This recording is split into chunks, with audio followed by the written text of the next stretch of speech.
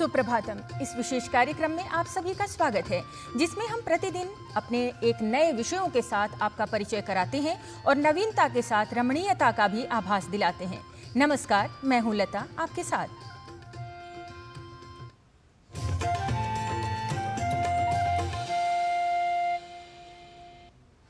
आज के कार्यक्रम की अब करेंगे शुरुआत एक नए दिन के तिथिवार, नक्षत्र आदि ज्ञान के साथ। तो सुनते हैं आज का पंचांग। आज का पंचांग युगाब्द 5126, विक्रमी संवत 2081, शक संवत 1946, दक्षिणायन, भाद्रपद मास, कृष्ण पक्ष, दशमी तिथि, बुधवार, मृगशिरा नक्षत्र। आज का दिन आप सभी के लिए मंगलमय हो। सुविचार हमें जीवन मूल्य सिखाते हैं, कुछ नया प्राप्त करने के लिए प्रेरित करते हैं, सफलता असफलता में धैर्य के साथ जीना सिखाते हैं। इसलिए सुविचार अथवा सुभाषित अवश्य सुनने चाहिए। तो आइए सुनते हैं आज का सुभाषित।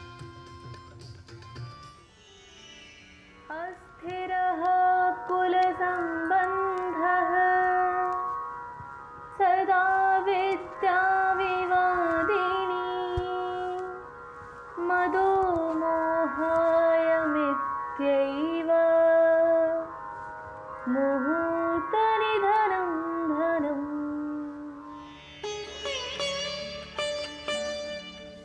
कुल संबंध अस्थिर होता है, लौकिक विद्या सदा ही विवादपूर्ण रहती है और धन भी क्षण भर में नष्ट हो जाने वाला होता है।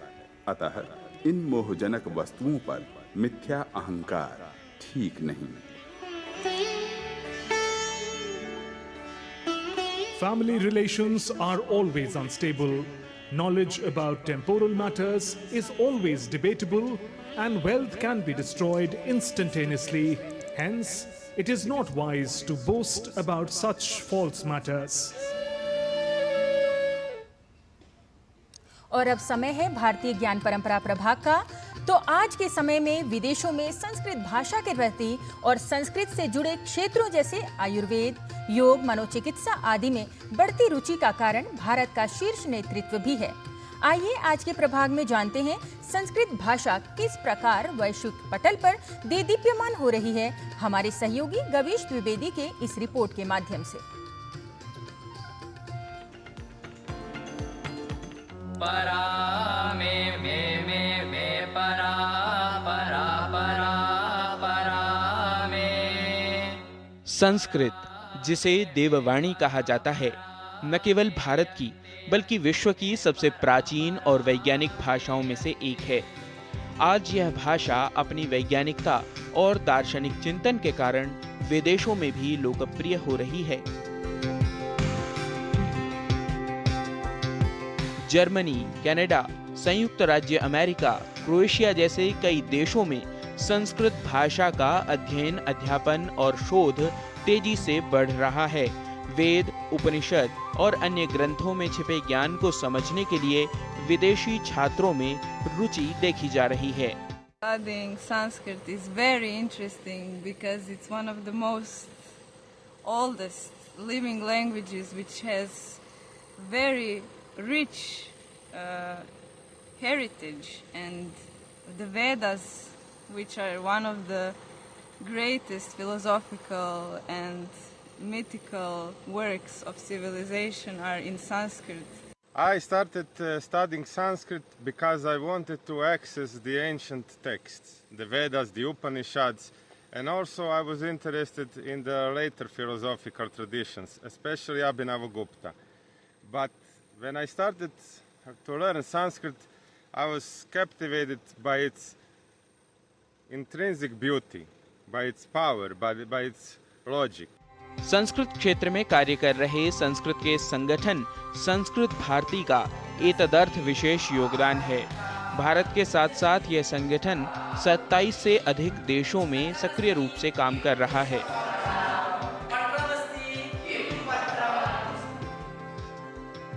विदेशों में संस्कृत भाषा के प्रति रुचि और साथ ही संस्कृत से जुड़े क्षेत्रों जैसे आयुर्वेद, योग, मनोचिकित्सा आदि में बढ़ती रुचि का एक कारण भारत का शीर्ष नेतृत्व भी है।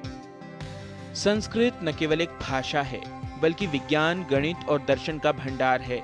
विदेशों में इसकी बढ़ती लोकप्रियता यह प्रमाणित करती है कि यह प्राचीन भाषा आधुनिक विज्ञान के लिए भी अत्यंत महत्वपूर्ण है।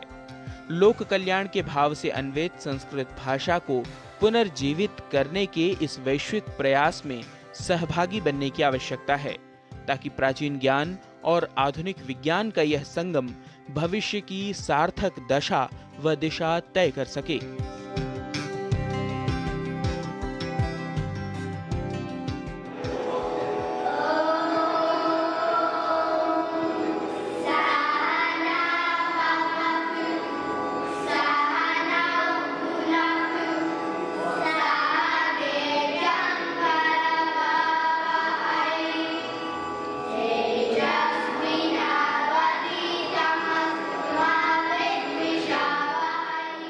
Gavish Dwivedi, DD news.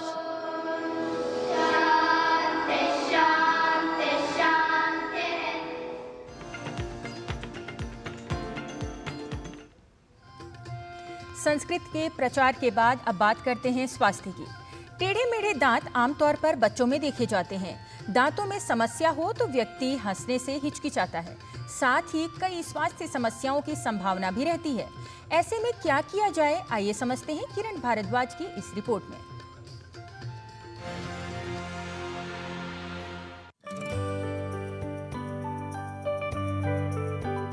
टेढ़े मेढ़े दांत होना एक आम समस्या है।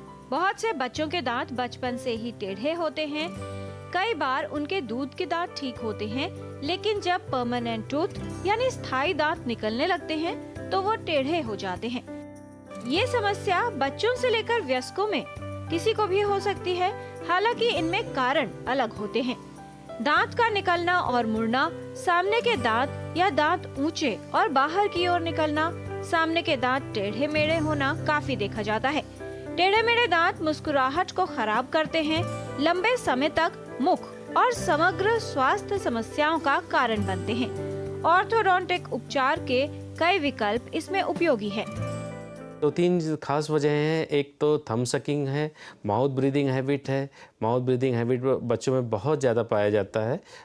वो ऑब्स्ट्रक्शनल भी हो सकता है, हैबिचुअल हो सकता है। हैबिचुअल है तो इमीडिएटली उसको जो है ब्रेक किया जा सकता है, और अगर ऑब्स्ट्रक्शनल है तो हम ENT या पीडियाट्रिशियन को रेफ़र करते हैं और रूल आउट करते हैं कि किस वजह से जो है ये ऑब्स्ट्रक्शनल है। बच्चों की च्युइंग हैबिट जो होती है वो प्रॉपर नहीं होती है। सॉफ्ट डाइट लेते हैं बच्चे, डायरेक्टली स्वॉलो कर लेते हैं, जो कि लीड करता है टेढ़े मेढ़े दांतों की, जिससे जड़ के साइज छोटे हो जाते हैं और सारे दांत उसमें एकोमोडेट नहीं हो पाते हैं, जिसकी वजह से दांत टेढ़े मेढ़े उगते हैं। दांत टेढ़े मेढ़े होने के कई कारण हो सकते हैं। सुंदर और सीधे दांतों के लिए आवश्यक है कि बचपन से ही दांतों की सही देखभाल की जाए। बच्चा जब 1 साल का होने वाला होता है तो उसके दूध के दांत आने लगते हैं और ये दांत 5 से 6 साल तक रहते हैं, फिर टूटने लगते हैं। इस दौरान माता पिता को कुछ बातों का ध्यान रखना चाहिए, जिससे बच्चों के दांत टेढ़े मेढ़े न हो। 6 साल तक के बच्चे के दांत जो है दूध के दांत होते हैं, उसके बाद परमानेंट दांत आने शुरू हो जाते हैं। जब परमानेंट दांत आते हैं तो अक्सर पेरेंट्स ये नोटिस करते हैं कि उनके परमानेंट दांत बच्चे के जो है प्रॉपर ढंग से नहीं आ रहे हैं, वो टेढ़े मेढ़े आ रहे हैं। मैं यहाँ ये कहना चाहूँगा, अगर ज़्यादा साइज छोटा है तब तो निकटतम किसी पीडियाट्रिक डेंटिस्ट से या दंत चिकित्सक से आप संपर्क करें। अदरवाइज इसको 10 साल तक एज इट इज छोड़ दें। नेचर अपने आप को बहुत सारी चीज़ें बैलेंस करता है। इसको हम लोग सेल्फ करेक्टिंग एज बोलते हैं। और ये समस्या अगर सारे दांत आ जाते हैं जब permanent at the age of 13 years, तब किसी ऑर्थोडोंटिस्ट से सलाह लें, अगर ये टेढ़े मेढ़े की संभावना रहती है तो। दांतों का सही रूप और आकार में होना केवल सुंदरता को ही प्रभावित नहीं करता, अपितु कई तरह की समस्याएं उत्पन्न कर सकता है। दांतों में टेढ़ापन होने की वजह से दांतों में सड़न और मसूड़ों की बीमारी, पेरियोडोंटल डिजीजेस का खतरा बढ़ता है। दांतों और हड्डियों को नुकसान हो सकता है। चबाने और पाचन संबंधित समस्याएं हो जाती हैं। अत्यधिक घिसाव होने की वजह से दांतों को क्षति होती है। बोलने में कठिनाई हो सकती है। आत्मविश्वास में कमी और दर्द की समस्या भी हो सकती है। फिजिकल एग्जामिनेशन से ही पता लग जाता है कि ये दांत टेढ़े मेढ़े हैं और इनके भविष्य में भी टेढ़े मेढ़े रहने की संभावना है। और इसके बाद हम उसमें एक्सरे कराते हैं, OPG कराते हैं, CBCT कराते हैं, इस तरह के इन्वेस्टिगेशंस करते हैं जिससे कि हमें ये पता लगता है कि टेढ़े मेढ़े दांत हैं। इलाज के लिए कई विकल्प हैं। अगर आपके बच्चा जो है ऐसी एज से गुजर रहा है जिसमें टेढ़े मेढ़े दांत हैं तो उसके लिए किसी ऑर्थोडोंटिस्ट से सलाह लें। उसके पहले आप पीडियाट्रिक डेंटिस्ट से भी सलाह ले सकते हैं और उसका इलाज शुरू कर सकते हैं। इसमें मोस्टली ये देखा गया है टेढ़े मेढ़े दांतों में ब्रेसेज लगाए जाते हैं। आजकल कमर्शियली जो है कई तरह के ब्रेसेज अवेलेबल हैं, टूथ कलर्ड भी हैं और जो दिखते हैं वो भी है, और आजकल इनविजिलाइन भी आया हुआ है तो उसका भी ट्रीटमेंट आप करा सकते हैं किसी क्वालिफाइड ऑर्थोडोंटिस्ट से। टेढ़े मेढ़े दांतों के इलाज के लिए कई विकल्प हैं। ऑर्थोडोंटिक ब्रेसेस का उपयोग किया जा सकता है। इसके अलावा रिटेनर, एक्सपैंडर और अलाइनर्स भी अच्छे और उपयोगी विकल्प सिद्ध हो सकते हैं। कुछ लोगों के दांत गंभीर रूप से टेढ़े होते हैं जो अलाइनर्स या ब्रेसेस के माध्यम से ठीक नहीं किए जा सकते।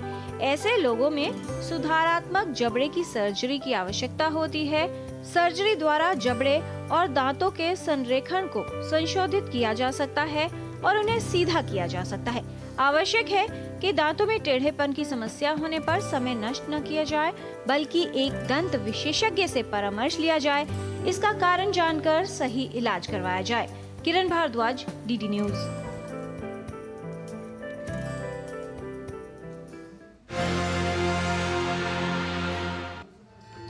और कार्यक्रम में अभी समय है एक अल्प विराम का। आप देखते रहिए DD न्यूज।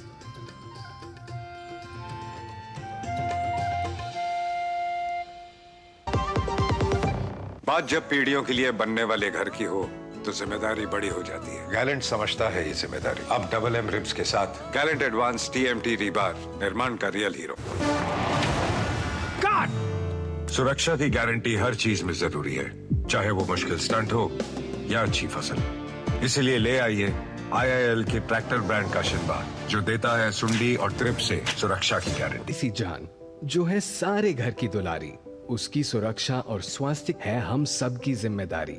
5 साल से कम उम्र के बच्चों को दस्त से बचाने के लिए तैयार है परिवार। रक्षा, रोकथाम और उपचार। रक्षा के लिए 6 महीने तक बच्चे को सिर्फ माँ का दूध पिलाएं। रोकथाम मतलब साफ घर, साफ टॉयलेट और साफ बर्तन, और खाना बनाने से पहले और शौच या मल साफ करने के बाद हाथ अच्छे से धोएं।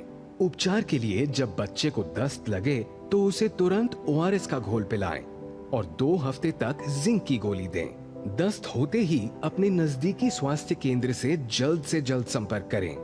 ORS और जिंक की गोलियां स्वास्थ्य केंद्र पर निशुल्क उपलब्ध हैं। जब बच्चे स्वस्थ रहेंगे तो हंसते मुस्कुराते रहेंगे। याद रहे, दस्त के विरुद्ध तैयार है परिवार। रक्षा, रोकथाम और उपचार।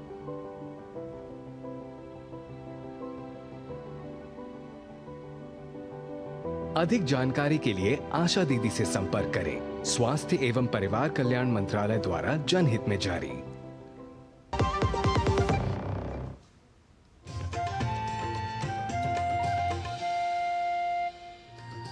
ब्रेक के बाद पुनः आपका स्वागत करते हैं और चलिए कार्यक्रम को आगे बढ़ाते हैं। योग से स्वास्थ्य ठीक रहता है और स्वास्थ्य समस्याओं की संभावना कम होती है।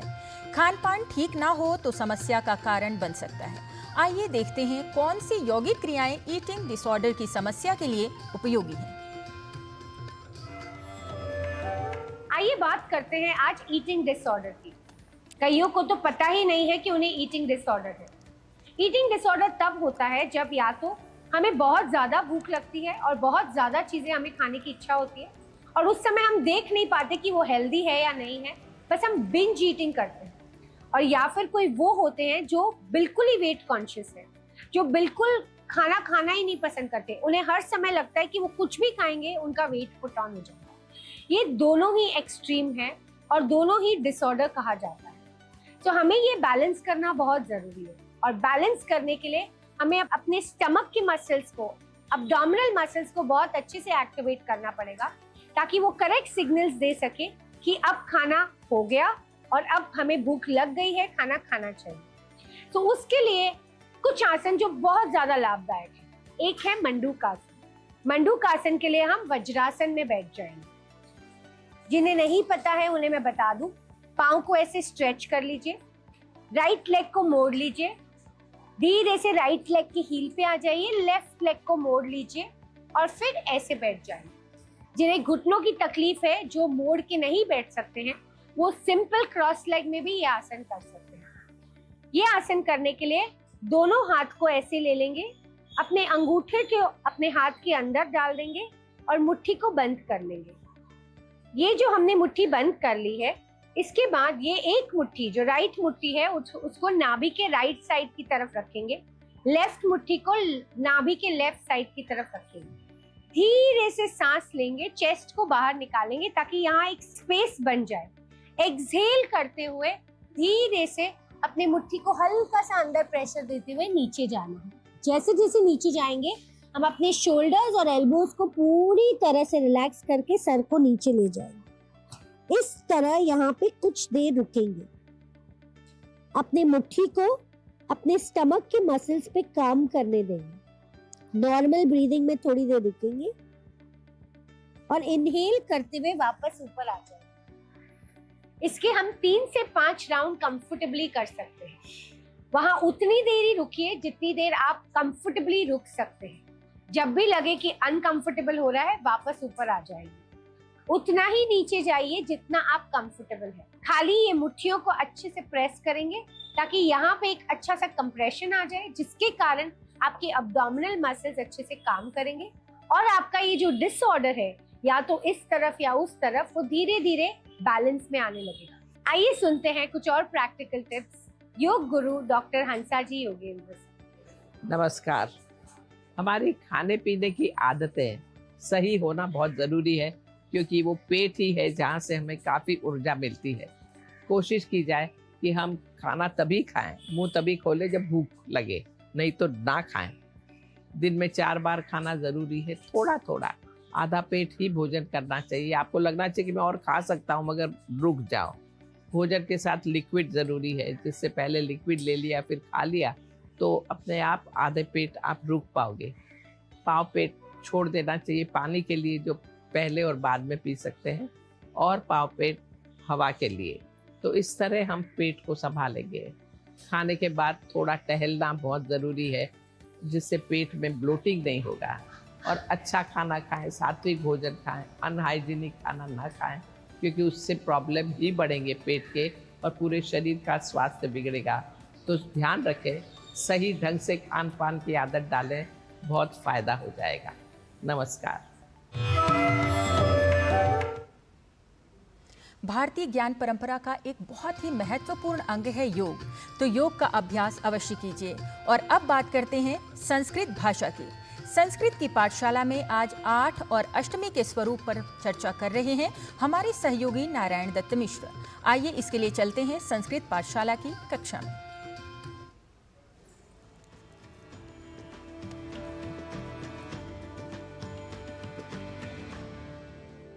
स्वागतम् अस्ति सर्वेषां संस्कृत पाठशालायां।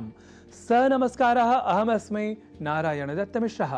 तो आइए आज आरंभ करते हैं संस्कृत की पाठशाला का जन्माष्टमी इस शब्द के संख्यावाचक अष्टमी शब्द के साथ। जी हाँ, जन्माष्टमी में अष्टमी का अर्थ है अष्टमी तिथि। यहाँ एक विशेष संख्या का हुआ है प्रयोग और वह है 8। यह तो हम और आप सरलता से समझते ही हैं, पर संस्कृत की पाठशाला में आज हम जानेंगे कि कैसे यह 8 कभी अष्ट के रूप में दिखता है तो कभी अष्टमः और अष्टमम के रूप में, और यह 8 ही कभी अष्टमी के रूप में भी हमें दिखता है, जैसा कि श्री कृष्ण जन्माष्टमी में अष्टमी इस शब्द के सुनने से ही स्पष्ट है। तो अब बिना किसी विलंब के इस अष्ट, अष्टमः, अष्टमम और अष्टमी के बीच के साधारण पर भाषा की दृष्टि से विशेष और महत्वपूर्ण भेद पर चर्चा कर लेते हैं। देखिए, 8 या 8 के लिए संस्कृत में व्यवहार होता है अष्ट इस शब्द का। यहाँ आपको हम यह बता दें कि 8, 8 और अष्ट इन 3 भाषाओं के शब्दों में इतनी एकरूपता आपको इसलिए महसूस या अनुभूत हो रही होगी क्योंकि संस्कृत, हिंदी और इंग्लिश या अंग्रेजी भाषाएं एक ही भाषा परिवार की कही जाती हैं। वह है भारोपीय भाषा परिवार। खैर, इस भाषा परिवार और भारोपीय भाषा परिवार के बारे में हम कभी और किसी कक्षा में विशेष रूप से जान लेंगे। तो कुल मिलाकर 8, 8 और अष्ट की शाब्दिक समानता के कारण को जानने के बाद अब लौटते हैं अष्टम शब्द की ओर। देखिए, अष्ट इस शब्द का संस्कृत व्याकरण की दृष्टि से मूल शब्द है अष्टन, और जब अष्ट या अष्टन शब्द से उस संख्या की पूर्णार्थकता कहनी हो, यानी कहना हो कि 8वां या 8वीं, तब पूर्णार्थकता को बताने वाले प्रत्यय अर्थात अष्ट शब्द के बाद प्रवृत्त होते हैं डट और मठ प्रत्यय। और मठ प्रत्यय का म यह अक्षर ही व्याकरण की प्रक्रिया अनुसार अष्ट शब्द के बाद जुड़ जाता है और तब बन जाता है शब्द अष्टम। और इसी अष्टम को सर्वथा शुद्ध संस्कृत में कहना हो तो अष्टमः, अष्टमम और अष्टमी जैसे शब्द बना लिए जाते हैं। और ये तीनों शब्द इसलिए बनाए जाते हैं क्योंकि 3 लिंगों यानी पुल्लिंग, स्त्रीलिंग और नपुंसकलिंग इनका ही प्रयोग होता है। कहने का अर्थ यह कि 8वां इस शब्द को पुल्लिंग स्वरूप में कहना हो, मतलब 8वां लड़का, ऐसे अर्थों में कहना हो तो कहेंगे अष्टमः, और नपुंसकलिंग में यानी 8वां फल इस अर्थ में कहना हो तो कहेंगे अष्टमम। और जब बात स्त्रीलिंग की हो, जैसे 8वीं लड़की या 8वीं तिथि कहना हो तो कहेंगे अष्टमी। तो जन्माष्टमी के अष्टमी शब्द के बारे में यह थी हमारी आज की संस्कृत की पाठशाला। पुनर्मिलामः अग्रिमायां संस्कृत पाठशाला कक्षायां। तावत् पुनरपि स्वीकुर्वन्तु मम नमः।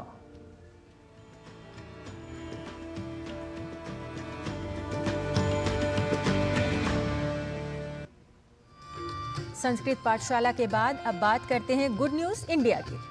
तो चलिए देखते हैं गोड्डा के छोटे से गांव डाढ़े हजारी टोला में युवा उद्यमी प्रेरणा मिश्रा ने उद्यमशीलता के क्षेत्र में बड़ी उपलब्धि प्राप्त की है। दादी नानी के समय से चली आ रही खाद्य प्रसंस्करण की पारंपरिक विधि को अपनाकर प्रेरणा ने एक देसी ब्रांड तैयार किया है जो ग्रामीण महिलाओं के लिए आजीविका का साधन बन गया है। देखिए ये विशेष रिपोर्ट। गोड्डा के डारे गांव में युवा उद्यमी प्रेरणा मिश्रा के साथ मिलकर ग्रामीण महिलाएं उद्यमशीलता की नई कहानी लिख रही हैं। प्रेरणा के मार्गदर्शन में ये महिलाएं शुद्ध रूप से जाता और ढेकी से पिसे हुए सत्तू और अन्य उत्पादों को घर घर तक पहुंचा रही हैं। प्रेरणा पूर्व में रिटेल सेक्टर में काम कर चुकी हैं। अब उनके इस अनुभव का लाभ गांव में उद्यमशीलता को बढ़ावा देने की दिशा में हो रहा है। मैं हमेशा गांव से जुड़ी थी, तो यहाँ पे देखा कि बहुत पहले मेरी नानी दादी चक्की जाता इन सब का इस्तेमाल होते हुए देखा। उसके बाद जब मैंने नौकरी करना शुरू किया तो बहुत सारे ब्रांड्स के साथ काम किया, रिटेल सेक्टर में काम किया और मुझे समझ आया कि कस्टमर्स को हेल्दी प्रोडक्ट्स का डिमांड काफ़ी है। शहरों में लोग हेल्दी प्रोडक्ट्स ढूंढ रहे हैं। प्रेरणा ने वर्ष 2020 में कोरोना काल में कुछ महिलाओं के साथ इस काम को शुरू किया था और आज इससे लगभग 100 महिलाएं जुड़ी हुई हैं जो आर्थिक रूप से सशक्त भी हो रही हैं। हमारी प्रेरणा मैम ने हम सारी दीदी के साथ मिल करके ये स्टार्टअप स्टार्ट किया कि आप लोगों को क्या क्या आता है, तो ये जाता ढेकी का काम हम लोगों ने मिल के स्टार्ट किया और आज हमसे कम से कम 90 से 100 महिला जुड़ी हुई हैं, रोजगार पा रही हैं और सब बहुत खुश और मतलब गर्व महसूस करती है कि हमारे डारे में ऐसा कुछ हो रहा है जो कि बाहर सामान जा रहा है। इनका नेचरशिप ब्रांड शुद्ध रूप से देसी है। खेतों से लेकर पीसे हुए अनाज की पैकेजिंग तक हाइजीन का पूरा ख्याल रखा जाता है। हर काम गांव के स्तर पर ही हो जाने से इन महिलाओं को घर में ही रोजगार मिल पा रहा है, जिससे वो खासी खुश है। दीदी लोग सत्तू बना रही है और हम लोग पैकिंग कर रहे हैं।